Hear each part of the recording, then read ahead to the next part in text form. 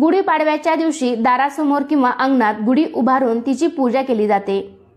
गुढी उभा करण्यासाठी वेगवेगळ्या साहित्यांचा वापर केला जातो, जसे की बांबूची काठी, ज्यालाच आपण वेळूची काठी असे म्हणतो, तांब्याचा कलश, कडुनिंबाची डहाळी, साखरेचा गाठीहार किंवा खारीक खोबऱ्याचा हार आणि या सर्वांपैकी एक महत्त्वाचं साहित्य म्हणजेच साडी।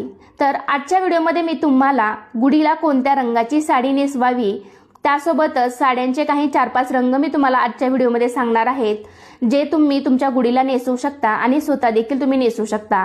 त्यासोबतच गुढीला आपण कोणत्या रंगाची साडी चुकूनही नेसवायची नाही, अशी संपूर्ण माहिती मी तुम्हाला आजच्या व्हिडिओमध्ये देणार आहे। आपल्या हिंदू धर्मामध्ये प्रत्येक रंगाचं वेगळं आणि अनन्यसाधारण असं महत्त्व आहे, कारण प्रत्येक रंग आपल्याला एक वेगळी ऊर्जा प्रदान करतो। काही रंग सकारात्मक शुभदायी लहरी प्रदान करतात आणि काही रंग अशुभ मानले जातात, नकारात्मकतेचे प्रतीक मानले जातात। पण आपल्या